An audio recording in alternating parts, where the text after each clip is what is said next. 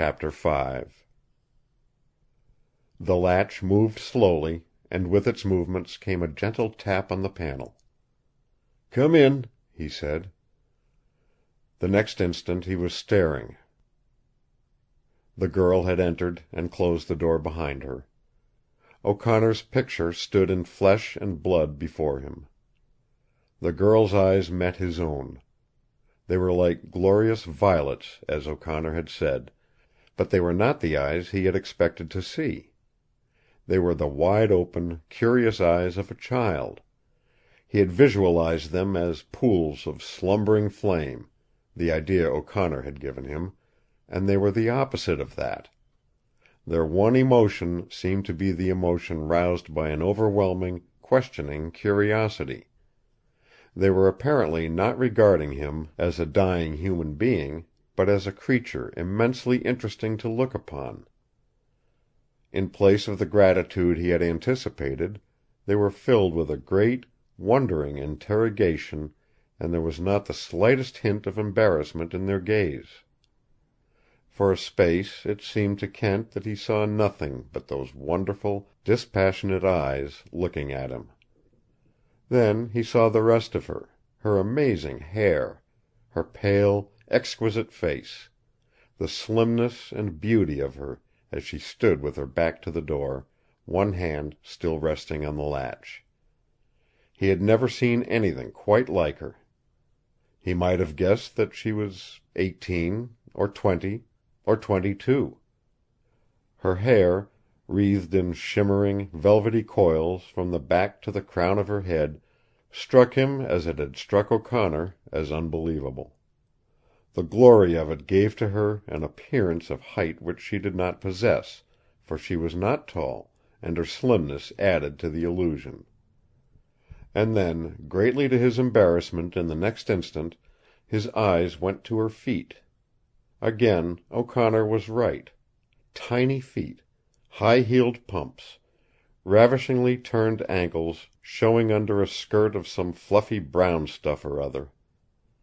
Correcting himself, his face flushed red. The faintest tremble of a smile was on the girl's lips. She looked down, and for the first time he saw what O'Connor had seen, the sunlight kindling slumberous fires in her hair. Kent tried to say something, but before he succeeded she had taken possession of the chair near his bedside. "I have been waiting a long time to see you," she said. "You are James Kent, aren't you?" "Yes, I'm James Kent. I'm sorry Dr. Cardigan kept you waiting. If I had known—" He was getting a grip on himself again, and smiled at her. He noticed the amazing length of her dark lashes, but the violet eyes behind them did not smile back at him. The tranquillity of their gaze was disconcerting. It was as if she had not quite made up her mind about him yet, and was still trying to classify him in the museum of things she had known. "He should have awakened me," Kent went on, trying to keep himself from slipping once more. "It isn't polite to keep a young lady waiting 2 hours." This time the blue eyes made him feel that his smile was a maudlin grin. "Yes, you are different." She spoke softly, as if expressing the thought to herself. "That is what I came to find out, if you were different. You are dying?" "My God, yes, I'm dying," gasped Kent. "According to Dr. Cardigan, I'm due to pop off this minute.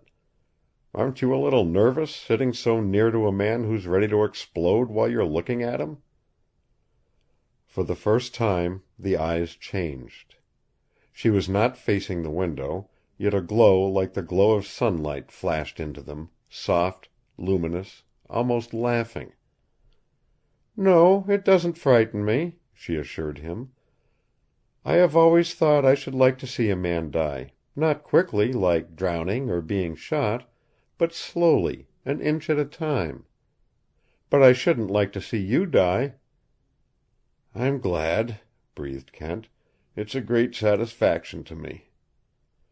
"Yet I shouldn't be frightened if you did." "Oh!" Kent drew himself up straighter against his pillows. He had been a man of many adventures. He had faced almost every conceivable kind of shock. But this was a new one. He stared into the blue eyes, tongueless and mentally dazed. They were cool and sweet, and not at all excited. And he knew that she spoke the truth. Not by a quiver of those lovely lashes would she betray either fear or horror if he popped off right there. It was astonishing. Something like resentment shot for an instant into his bewildered brain. Then it was gone, and in a flash it came upon him that she was but uttering his own philosophy of life, showing him life's cheapness, life's littleness, the absurdity of being distressed by looking upon the light as it flickered out. And she was doing it, not as a philosopher, but with the beautiful unconcern of a child. Suddenly, as if impelled by an emotion in direct contradiction to her apparent lack of sympathy, she reached out a hand and placed it on Kent's forehead. It was another shock. It was not a professional touch, but a soft, cool little pressure that sent a comforting thrill through him. The hand was there for only a moment, and she withdrew it to entwine the slim fingers with those of the others in her lap. "You have no fever," she said. "What makes you think you are dying?" Kent explained what was happening inside him. He was completely shunted off his original track of thought and anticipation. He had expected to ask for at least a mutual introduction when his visitor came into his room, and had anticipated taking upon himself the position of a polite inquisitor. In spite of O'Connor, he had not thought she would be quite so pretty. He had not believed her eyes would be so beautiful, or their lashes so long, or the touch of her hand so pleasantly unnerving. And now, in place of asking for her name and the reason for her visit, he became an irrational idiot, explaining to her certain matters of physiology that had to do with aortas and aneurysmal sacs. He had finished before the absurdity of the situation dawned upon him, and with absurdity came the humor of it. Even dying, Kent could not fail to see the funny side of a thing. It struck him as suddenly as had the girl's beauty and her bewildering and unaffected ingenuousness. Looking at him, that same glow of mysterious questioning in her eyes, the girl found him suddenly laughing straight into her face. "This is funny. It's very funny, Miss Mallette," she supplied, answering his hesitation. "It's funny, Miss Mallette." "Not Miss Mallette. Just Mallette," she corrected. "I say, it's funny," he tried again. "You see, it's not so terribly pleasant as you might think to be here, where I am, dying. And last night I thought about the finest thing in the world would be to have a woman beside me. A woman who'd be sort of sympathetic, you know, ease the things off a little, maybe say she was sorry. And then the Lord answered my prayer, and you came. And you sort of give me the impression that you made the appointment with yourself to see how a fellow looks when he pops off." The shimmer of light came into the blue eyes again. She seemed to have done with her mental analysis of him, and he saw that a bit of color was creeping into her cheeks, pale when she had entered the room. "You wouldn't be the first I've seen pop off," she assured him. "There have been a number, and I've never cried very much. I'd rather see a man die than some animals. But I shouldn't like to see you do it. Does that comfort you, like the woman you prayed the Lord for?" "It does," gasped Kent. "But why the devil, Miss Mallette—" "Marette," she corrected again. "Yes, Mallette. Why the devil have you come to see me at just the moment I'm due to explode? And what's your other name? And how old are you? And what do you want of me?" "I haven't any other name. I'm 20, and I came to get acquainted with you and see what you are like." "Bully!" exclaimed Kent. "We're getting there fast. And now, why?" The girl drew her chair a few inches nearer, and for a moment Kent thought that her lovely mouth was trembling on the edge of a smile. "Because you have lied so splendidly to save another man who was about to die." "Et tu, Brute," sighed Kent, leaning back against his pillows. "Isn't it possible for a decent man to kill another man and not be called a liar when he tells about it? Why do so many believe that I lie?" "They don't," said the girl. "They believe you now. You have gone so completely into the details of the murder in your confession that they are quite convinced. It would be too bad if you lived, for you surely would be hanged. Your lie sounds and reads like the truth. But I know it is a lie. You did not kill John Barkley." "And the reason for your suspicion?" For fully half a minute the girl's eyes rested on his own. Again they seemed to be looking through him and into him. "Because I know the man who did kill him," she said quietly, "and it was not you." Kent made a mighty effort to appear calm. He reached for a cigar from the box that Cardigan had placed on his bed, and nibbled the end of it. "Has someone else been confessing?" he asked. She shook her head the slightest bit. "Did you see this other gentleman kill John Barkley?" he insisted. "No." "Then I must answer you as I have answered at least one other. I killed John Barkley. If you suspect some other person, your suspicion is wrong." "What a splendid liar!" she breathed softly. "Don't you believe in God?" Kent winced. "In a large, embracing sense, yes," he said. "I believe in him, for instance, as revealed to our senses in all that living, growing glory you see out there through the window. Nature and I have become pretty good pals, and you see I've sort of built up a mother goddess to worship instead of a he god. Sacrilege, maybe, but it's a great comfort at times. But you didn't come to talk religion." The lovely head bent still nearer him. He felt an impelling desire to put up his hand and touch her shining hair as she laid her hand on his forehead. "I know who killed John Barkley," she insisted. "I know how and when and why he was killed. Please tell me the truth. I want to know. Why did you confess to a crime which you did not commit?" Kent took time to light his cigar. The girl watched him closely, almost eagerly. "I may be mad," he said. "It is possible for any human being to be mad and not know it. That's the funny part about insanity. But if I'm not insane, I killed Barkley. If I didn't kill him, I must be insane, for I'm very well convinced that I did. Either that, or you are insane. I have my suspicions that you are. Would a sane person wear pumps with heels like those up here?" He pointed accusingly to the floor. For the first time the girl smiled, openly, frankly, gloriously. It was as if her heart had leaped forth for an instant and had greeted him. And then, like sunlight shadowed by cloud, the smile was gone. "You are a brave man," she said. "You are splendid. I hate men, but I think if you lived very long, I should love you. I will believe that you killed Barkley. You compel me to believe it. You confessed, when you found you were going to die, that an innocent man might be saved. Wasn't that it?" Kent nodded weakly. "That's it. I hate to think of it that way, but I guess it's true. I confessed because I knew I was going to die. Otherwise, I am quite sure that I should not have let the other fellow take my medicine for me. You must think I am a beast." "All men are beasts," she agreed quickly.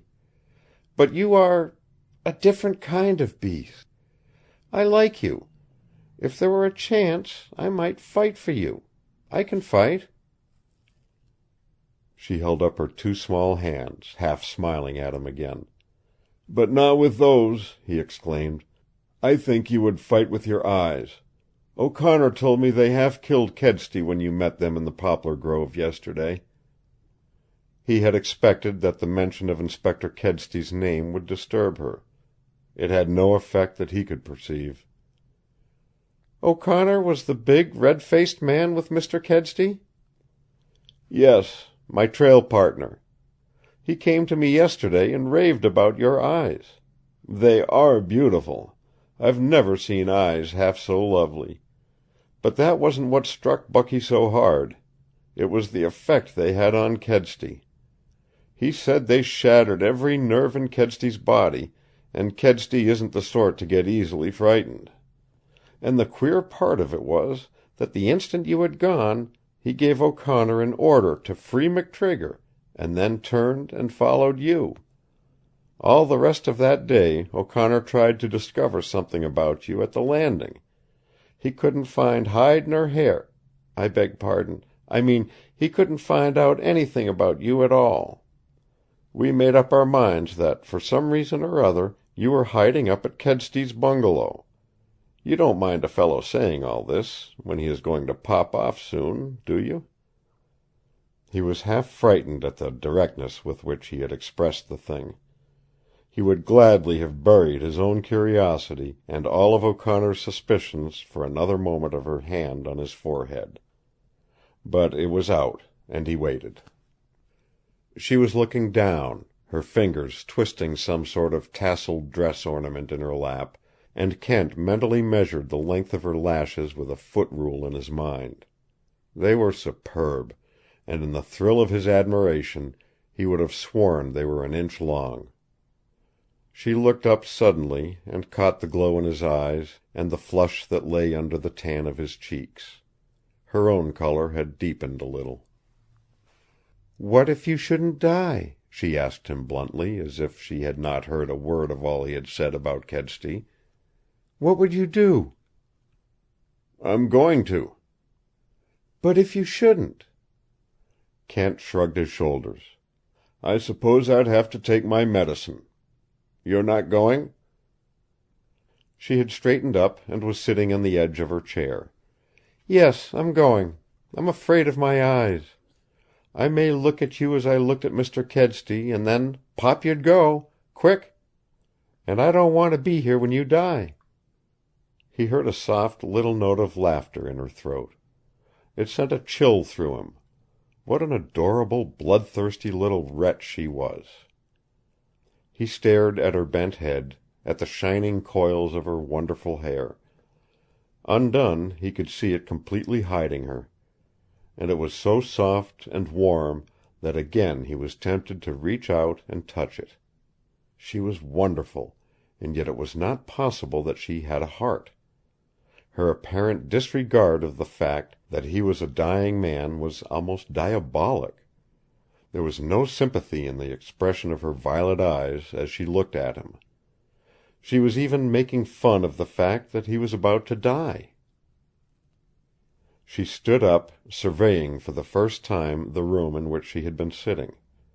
Then she turned to the window and looked out. She reminded Kent of a beautiful young willow that had grown at the edge of a stream, exquisite, slender, strong. He could have picked her up in his arms as easily as a child, yet he sensed in the lithe beauty of her body forces that could endure magnificently. The careless poise of her head fascinated him. For that head and the hair that crowned it, he knew that half the women of the earth would have traded precious years of their lives. And then, without turning toward him, she said, "Some day, when I die, I wish I might have as pleasant a room as this." "I hope you never die," he replied devoutly. She came back and stood for a moment beside him. "I have had a very pleasant time," she said, as though he had given her a special sort of entertainment. "It's too bad you are going to die. I'm sure we should have been good friends. Aren't you?" "Yes, very sure. If you had only arrived sooner—" And I shall always think of you as a different kind of man-beast," she interrupted him. "It is really true that I shouldn't like to see you die. I want to get away before it happens. Would you care to have me kiss you?" For an instant Kent felt that his aorta was about to give away. I would," he gasped huskily. "Then close your eyes, please." He obeyed. She bent over him. He felt the smooth touch of her hands, and caught for an instant the perfume of her face and hair, and then the thrill of her lips pressed warm and soft upon his. She was not flushed or embarrassed when he looked at her again. It was as if she had kissed a baby and was wondering at its red face. "I've only kissed 3 men before you," she avowed. "It is strange. I never thought I should do it again. And now, good-bye." She moved quickly to the door. "Wait," he cried plaintively. "Please wait. I want to know your name. It is Marette—" "Radisson," she finished for him. "Marette Radisson. And I come from away off there, from a place we call the Valley of Silent Men." She was pointing into the north. "The north!" he exclaimed. "Yes, it is far north, very far." Her hand was on the latch. The door opened slowly. "Wait," he pleaded again. "You must not go." "Yes, I must go. I have remained too long. I am sorry I kissed you. I shouldn't have done that. But I had to, because you are such a splendid liar." The door opened quickly and closed behind her.